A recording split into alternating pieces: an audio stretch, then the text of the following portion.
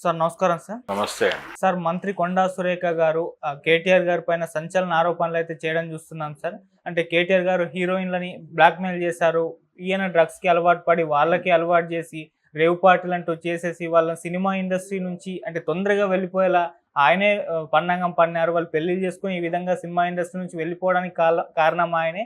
ఆ విధంగా సమంత అండ్ నాగ చైతన్య వీళ్ళిద్దరి విడాకులకు కూడా కారణం ఆయనే అంటూ కొన్ని వ్యాఖ్యలైతే చేయడం చూస్తున్నాం సార్. ఇవి ఇప్పుడు వైరల్ అవుతున్నాయి. దీని ప్రకారంగా మన ప్రకాష్ రాజ్ గారు రియాక్ట్ అయ్యారు. సో ఏవేం పనికిమాలిన రాజకీయాలు, సినిమా ఆర్టిస్టులు సినిమాల్లో నటించే వాళ్ళంటే మీకు అంత చులకన అని చెప్పేసి ఆయన ఒక ట్వీట్ చేశారు. మరి కొండా సురేఖ గారి వ్యాఖ్యలను మీరు ఏ విధంగా చూస్తారు? ప్రకాష్ రాజ్ చెప్పిన మాట కరెక్టే. హ్మ్. అంటే డ్రగ్స్ కు సంబంధించి ఆవిడ కేటీఆర్ పెడలర్ అనేటువంటి ఆరోపణ చేశారు ఒక రకంగా. అవును. దానికి సంబంధించిన సాక్ష్యాధారాలు ఏమైనా ఉంటే నిర్మోహమాటంగా అతను అరెస్ట్ చేసి తీసుకెళ్లి కోర్టులో పెట్టుకోవచ్చు, తప్పేం లేదు. అలాగే చాలా కాలంగా ఈ వాదన ఉంది. అంటే సమంత నాగ చైతన్య విడిపోవటానికి కేటీఆర్ కారణం అనేది చాలా పాత నానుడి.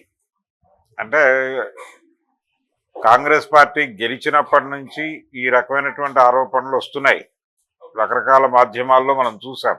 అలాగే చాలా మంది హీరోయిన్ల మీద ఆయన టార్గెట్ చేశాడని, వాళ్ళని డ్రగ్స్తో లోబరుచుకున్నాడని, లేకపోతే రకరకాలుగా ఫోన్ ట్యాపింగ్ చేసి వాళ్ళ ప్రైవేట్ టాక్స్ రికార్డ్ చేసి వాటిని వినిపించి వారికి ఇవి నా దగ్గర ఉన్నాయి, ఇవి ప్రపంచం ముందు పెడతానని బెదిరించి, దాదాపుగా ఒక సినిమాలో విలన్ ఎలా బిహేవ్ చేస్తాడు అంటే ఒక విలన్ క్యారెక్టర్ని డిజైన్ చేసి అందులో కేటీఆర్ని ఫిట్ చేసే ప్రయత్నం జరిగింది. అందులో భాగంగా చాలా మంది పేర్లు ప్రస్తావించేశారు, చాలా మంది హీరోయిన్స్ పేర్లు ప్రస్తావించారు. ఇప్పుడు ఆవిడ మాట్లాడిన దానిలో, కొండా సురేఖ గారు మాట్లాడిన దానిలో, కొంతమంది హీరోయిన్లు ఈయనకి భయపడి త్వరగా పెళ్లి చేసుకున్నారని కూడా ఒక మాట మాట్లాడింది. అవును. అంటే పెళ్లి చేసేసుకున్నారు, కొంతమంది విడాకులు ఇచ్చేశారు. ఈ రెండు సమన్వయం కుదరట్లేదు. సమన్వయం కుదరనటువంటి రెండు స్టేట్మెంట్లు, అంటే తనని తానే కాంట్రడక్ట్ చేసుకుంది ఆవిడ.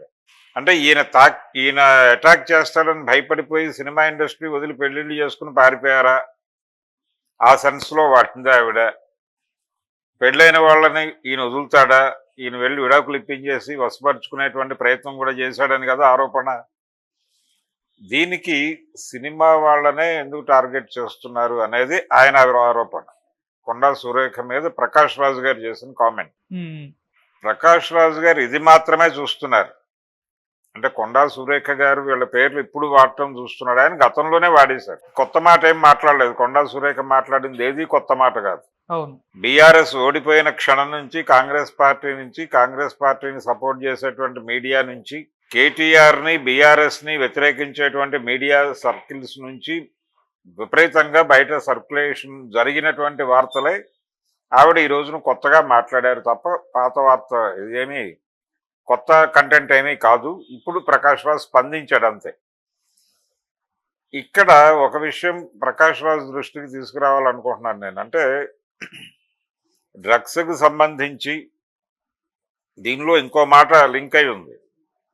సినిమా వాళ్ళకి డ్రగ్స్ అలవాటు చేసింది కేటీఆర్ అనే మాట కూడా ఆవిడ అలవోకగా అనేశారు. ఇలా ఈ డ్రగ్స్ సినిమా అనేది రెండు లింక్ చేసి మాట్లాడటం అనేది ఒక ప్రోగ్రామ్గా మారిపోయి డ్రగ్స్ అనేది సినిమా వాళ్ళు మాత్రమే కన్జ్యూమ్ చేస్తారు అనే దిశగా ఒక ప్రచారం, ఒక నేరేటివ్ని బిల్డ్ చేసే ప్రయత్నం చాలా కాన్షియస్గా జరుగుతోంది చాలా కాలంగా. ఇది ఇప్పుడు కాదు. డ్రగ్స్ నైజీరియన్స్ అమ్ముతారు, వాటిని సినిమా వాళ్ళు మాత్రమే కన్జ్యూమ్ చేస్తారు అనే రెండు నేరేటివ్స్ని బిల్డ్ చేసి డ్రగ్స్ అమ్మే వాళ్ళందరినీ పక్కకు నెట్టేసి, డ్రగ్స్ కన్జ్యూమ్ చేసే వాళ్ళందరినీ పక్కకు నెట్టేసి వీళ్ళని మాత్రమే ప్రముఖంగా చూపించే కుట్ర దాగి ఉంది దీని వెనకాల. సినిమా వాళ్ళని అందుకు బలి చేస్తున్నారు అనేది సీరియస్గా సినిమా పరిశ్రమ పట్టించుకుని దాడి చేయాల్సిన విషయం అది. దాన్ని ప్రకాష్ రాజ్ ఆ ఏరియాలో అడ్రస్ చేసి మాట్లాడితే బాగుంటుంది. అయితే కొత్తగా కొండా సురేఖ ఇచ్చినటువంటి స్టేట్మెంట్లో కొత్త మాట ఏంటంటే కేటీఆర్ డ్రగ్స్ అమ్మాడు అనేది. అది కొత్త మాట. ఆయన పెడలర్ అన్నట్టుగా మాట్లాడింది ఆవిడ. వీళ్ళందరికీ డ్రగ్స్ సరఫరా చేసింది ఆయనే అనే మాట అనేసింది ఆవిడ. సరఫరా చేశాడంటే పెడలర్ కిందకే వస్తాడు ఆయన. అంటే రాజకీయ నాయకుల ప్రమేయం లేకుండా డ్రగ్స్ బిజినెస్ జరగదు అని మనం చాలా కాలంగా మాట్లాడుతున్నాం. ఈ దేశంలో ఏదైనా ఒక సరుకు ఒక చోటకి చేరాలంటే ఒక క్రైమ్ అంటే ఒక సీరియస్ క్రైమ్ జరిగిందంటే ఆ క్రైమ్ కప్పిపుచ్చారు అంటే దాని వెనకాల ఖచ్చితంగా పొలిటికల్ ఎంట్రీ ఏదో ఉంటుంది.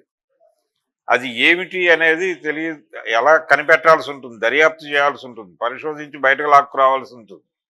కానీ చాలా సీరియస్ క్రైమ్స్లో పొలిటికల్ ఇన్వాల్వ్మెంట్ ఉంటుంది, పొలిటీషియన్స్ ఇన్వాల్వ్మెంట్ ఖచ్చితంగా ఉంటుంది.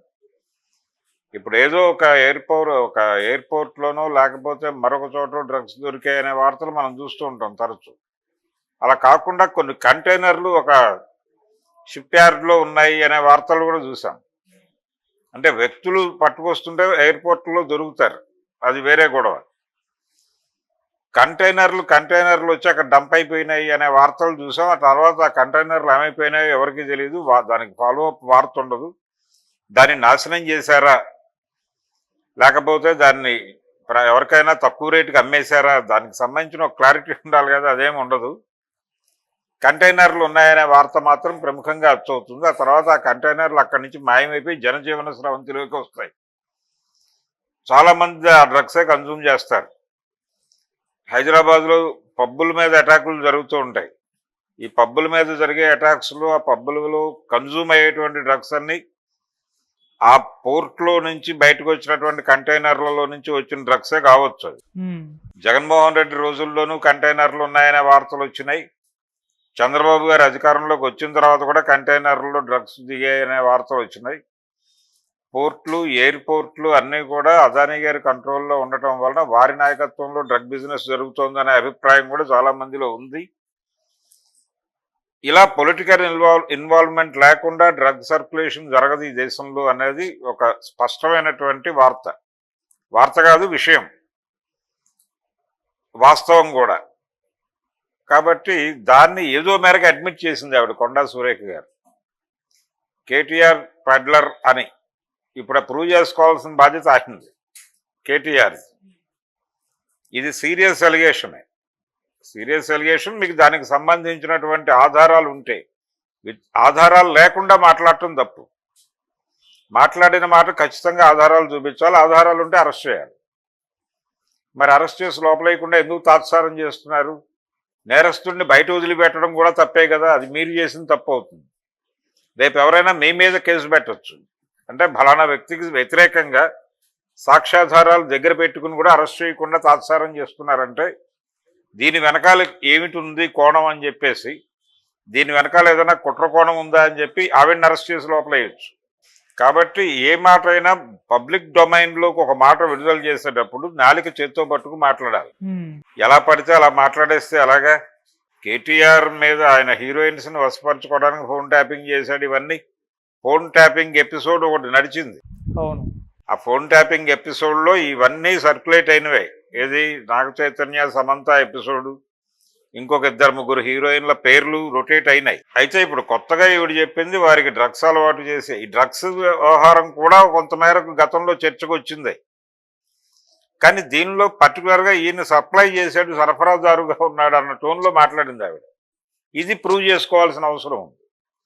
రేపు పొద్దున ఆయన ఈ స్టేట్మెంట్ పట్టుకుని కోర్టుకు వెళ్ళి డిఫెమేషన్ ఇస్తే ఏం ఆర్గ్యూ చేస్తుంది ఆవిడ? రేపు ఆయన కోర్టులో ప్రొసీడ్ అవ్వచ్చు కదా ఆవిడ మీద. ఎందుకు అవతల వాళ్ళకి ఒక లూజ్ ఎండ్ ఇచ్చి ఎందుకు మాట్లాడుతున్నారు వీళ్ళు? అంటే అవతల వాళ్ళని బదనాం చేయడానికి దేనికైనా తెగిస్తారా? గౌరవప్రదమైనటువంటి పదవిలో ఉన్నప్పుడు గౌరవప్రదమైనటువంటి విమర్శలే చేయాలి. ఆధారాలు నిరాధారంగా చేయకూడదు. ఆధారాలు ఉన్నప్పుడు అరెస్ట్ చేసి మాట్లాడాలి. ఇప్పుడు చంద్రబాబు నాయుడు గారు లడ్డూ వ్యవహారంలో మాట్లాడిన దాని మీద సుప్రీంకోర్టు అభిప్రాయపడింది ఇదే. కోట్లాది మంది సెంటిమెంట్తో ముడిపడి ఉన్నటువంటి అంశాన్ని పబ్లిక్ డొమైన్లో ఎలా మాట్లాడేస్తాడో ఒక ముఖ్యమంత్రి? దానికి సంబంధించిన సమగ్రమైన దర్యాప్తు జరిగిన తర్వాత దాని అవుట్కమ్ కదా నువ్వు చెప్పాల్సింది. అది కాకుండా నువ్వెందుకు అసలు అదేదో అనుమానం వచ్చిన దశలోనే నువ్వెందుకు ప్రపంచం ముందు పెట్టాలి? అనవసరమైన సెన్సిటివ్స్ ఎందుకు రెచ్చగొట్టాలి? సెన్సిటివిటీస్ అని చెప్పి మాట్లాడింది కదా కోర్టు. ఇక్కడ అదే పరిస్థితి. ఈవిడికి అనుమానం ఉంటే అనుమానంగా మాట్లాడాలి. నిర్ధారించి మాట్లాడింది ఆవిడ. నిర్ధారించిందంటే ఆధారాలు ఉన్నాయి. ఆధారాలు ఉన్నప్పుడు వాటిని బయట పెట్టి అతను అరెస్ట్ చేయాలి. నీ గవర్నమెంటే ఉంది. అరెస్ట్ చేయకపోవడం కూడా తప్పే. కాబట్టి ఇప్పుడు ఇమ్మీడియట్గా ఆవిడ మీద లీగల్గా ప్రొసీడ్ అయ్యే హక్కు కేటీఆర్కు ఉంది. లీగల్గా ప్రొసీడ్ అయితే కోర్టులో అయినా ఆధారాలు సమర్పించుకోవాల్సిన బాధ్యత ఆవిడకు ఉంటుంది. ప్రకాష్ రాజ్ ఇంకొంచెం డెప్త్కి వెళ్ళి, అంటే సినిమా వాళ్ళ పేర్లు ఇష్టం వచ్చినట్టు విశృంఖలంగా అది ఇష్టానుసారం వాడేస్తున్నారు అనేది విమర్శ కరెక్టే. అయితే ఈ విమర్శను ఎక్స్టెండ్ చేస్తూ ప్రతి చోట ఇదే జరుగుతోంది అనేది కూడా మాట్లాడాలి ఆయన. ఒక ప్రొడ్యూసర్ ఎవరో డ్రగ్స్ సరఫరా చేస్తున్నారనే ఎవరో ఒక ప్రొడ్యూసర్ని అరెస్ట్ చేసినప్పుడు అతను ఫోన్ కాల్ డేటాలో ఉన్న పేర్లన్నీ టీవీ ఛానల్స్కి మీడియాకి లీక్ చేశారు. అందులో కొంతమంది ఫిమేల్ ఆర్టిస్టులు కూడా ఉన్నారు. వాళ్ళు ఏదో వేషాల కోసం ఫోన్ చేసి ఉండొచ్చు, గతంలో ఆయన సినిమాల్లో నటించి డబ్బులు రాక ఫోన్ చేసి ఉండొచ్చు, లేదు ఇంకేదైనా పని మీద ఫోన్ చేసి ఉండొచ్చు. డ్రగ్స్ కోసమే ఫోన్ చేశారని వీళ్ళకి ఎలా తెలుసు? కాల్ రికార్డింగ్స్ లేవు కదా, కాల్ డేటాని రిలీజ్ చేశారు. దాంతో వాళ్ళందరి పేర్లు ఒక్కసారి సర్క్యులేషన్లోకి ఎలా వస్తాయి? వాళ్ళందరూ డ్రగ్ కన్జ్యూమర్లుగా బయటకు వస్తారు. అలా వాళ్ళ జీవితాలను రోడ్డు మీద చేసే రైట్ ఎవరిచ్చాడు? అంటే వాళ్ళు మాట్లాడరు, ఇబ్బంది అవుతుంది, సర్లే వాళ్ళు ఇక్కడతో అయిపోతుంది అనుకుని చేస్తున్నారా? ఈ అంటే ఇష్టానుసారం చేయటం వెనకాల వాళ్ళకు ఉన్నటువంటి ధైర్యం ఏమిటి? కొండా సురేఖ గారు అలా మాట్లాడటం వెనకాల ఉన్న ధైర్యం ఏమిటి? ఇలా సినిమా వాళ్ళ కాల్ డేటాని రోడ్డు మీదకి వేసేటువంటి ఇదేమిటి? ఆ నైజం ఏమిటి? దాని వెనకాల వాళ్ళని నడిపిస్తున్నటువంటి మోటో ఏమిటి అనే దాని మీద కొంచెం సీరియస్గానే ఇండస్ట్రీ దృష్టి పెట్టి మాట్లాడాల్సిన అవసరం ఉంది. ఎలాగో ఒక అడుగు ముందుకేసి కొండా సురేఖ గారి కామెంట్స్ మీద మాట్లాడాడు కాబట్టి ప్రకాష్ రాజ్ గారు దీన్ని కూడా భుజాన వేసుకుని, ఎందుకు డ్రగ్స్ అనగానే సినిమా ఇండస్ట్రీ వైపు మాత్రమే రాడార్లు తిప్పుతారు, ప్రపంచంలో ఎక్కడెక్కడ లేవు డ్రగ్స్, ఎవరెవరు వాడలేదు, టెన్షన్లో ఉన్నటువంటి పొలిటీషియన్స్ వాడటం లేదా, లేకపోతే సెక్రటేరియట్ ఉద్యోగులు వాడటం లేదా, ఎవరు వాడటం లేదు, ఆ ఏరియాలో ఎప్పుడు ప్రముఖంగా ఎందుకు చూపించరు? ధన్మని ఫిల్మ్ నగర్కి వస్తారు, ఫిల్మ్ సెలబ్రిటీస్ని రోడ్డు మీద చేస్తారు, ఎందుకు చేస్తున్నారు ఇదంతా అనేది ఫిల్మ్ కమ్యూనిటీకి చెందినటువంటి వ్యక్తిగా, సినిమా కుటుంబానికి చెందినటువంటి వ్యక్తిగా ఆయన క్వశ్చన్ చేయాల్సినటువంటి అవసరం ఉంది. సో ఈ దాడిని ఇంకొంచెం ఎక్స్టెండ్ చేసి ఈ డ్రగ్స్ విషయంలో సినిమా వాళ్ళని టార్గెట్ చేస్తూ ఎటువంటి ఆధారాలు లేకుండా స్వీపింగ్ కామెంట్స్ చేయటాన్ని మీద కూడా కేంద్రీకరించి